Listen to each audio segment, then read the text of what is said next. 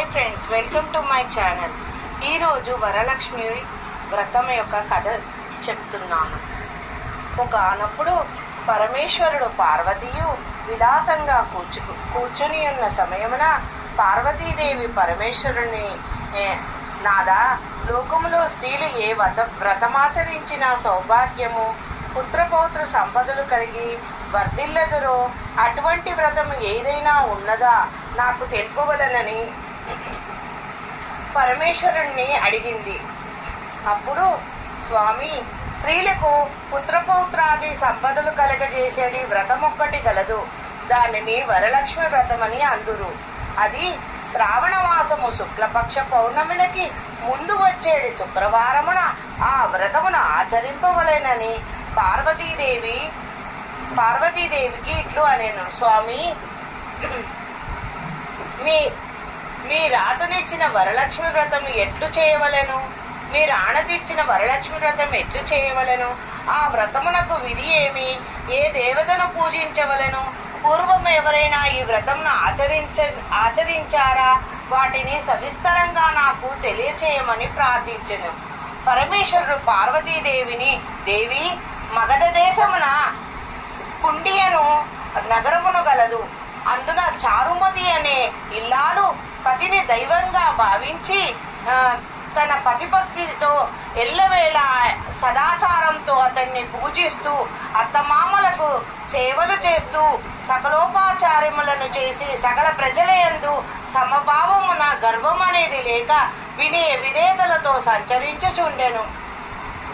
ఆ ప్రతివత నడవడికి సంతసించినదై వరలక్ష్మి ఆమె కలయందు కనిపించి, చారుమతి, నేను వరలక్ష్మిని, నీపైన నిన్ను అనుగ్రహించదలిచి నేను ప్రత్యక్షమైతిని. శ్రావణ శుక్ల పౌర్ణమినకు ముందు వచ్చు శుక్రవారమున నన్ను పూజించుచుండుము. నీ ఇంట భాగ్యమును అనుగ్రహింపగలిగి పాలు పొంగినట్లు పొంగును అని తెలిపి చారుమతి కలలోనే లక్ష్మికి ప్రదక్షిణ నమస్కారములు చేసింది. సమస్తే సర్వలోకానాం జనహి పూజతే మూర్తి శరణ్యే త్రిజగత్సంధ్యే విష్ణు స్థలాలయే అని స్మరించి జగజ్జననిని, నీ కటాక్షమునకు ప్రజలు కాని ఏమి కలదు? విద్వాంసులు కాజాలరా? సంపన్నులు కాజాలరా? నేను పూర్వజన్మమున చేసిన పూజకు ఫలితంగా ఈ జన్మమున మీ దర్శన భాగ్యం లభించింది. నేను ధన్యురాలినైతిని అని పలికి ఆ దేవి అంతరార్థం పొందెను.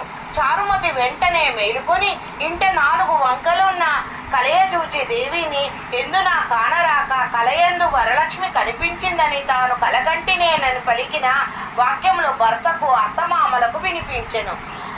అది విన్న వారు మిగిలిన మేలైన స్వప్నమని పలికిరి. శ్రావణ మాసం రాగానే తప్పక వ్రతం చేయవలసిందిగా చెప్పిరి. శ్రావణ మాసం వచ్చింది.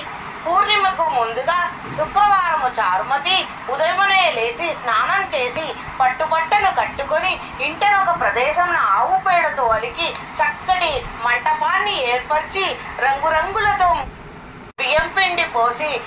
బియ్యం పోసి పంచపల్లవములను పరిచి అందుపై కలుషం ఉంచి దానిపై తమలపాకులు ఉంచి టెంకాయను పెట్టి వరలక్ష్మిని ఆవాహనం చేసి షోడోపచార పూజలు గావించెను.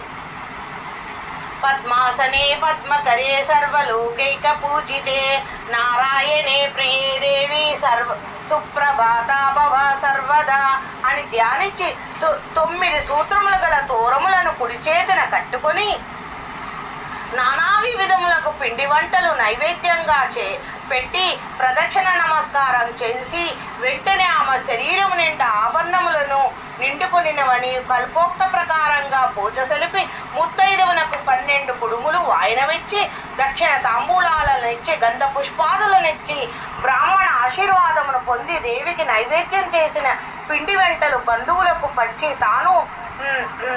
తనను దీవించమని సంతసించిరి. వ్రతము చూడవచ్చిన వారు వ్రత మహత్యమును కొనియాడుటయే గాక చారుమతి అదృష్టమును మిగుల కొనియాడిరి. అది గలిన గ్రామములు గల వనితలందరూ ఆ వ్రతమును ఆచరించి సౌభాగ్యములను అష్ట సంపదలతో అనుభవించుచుండిరి, సుఖంగా నుండిరి. వ్రతము ప్రాతకాలమున చేయవలను. వ్రత లోపమైనను భక్తి లోపమైనను కారాదు. శ్రద్ధ గల వారికి ఫలితము తప్పకుండా ఉండును.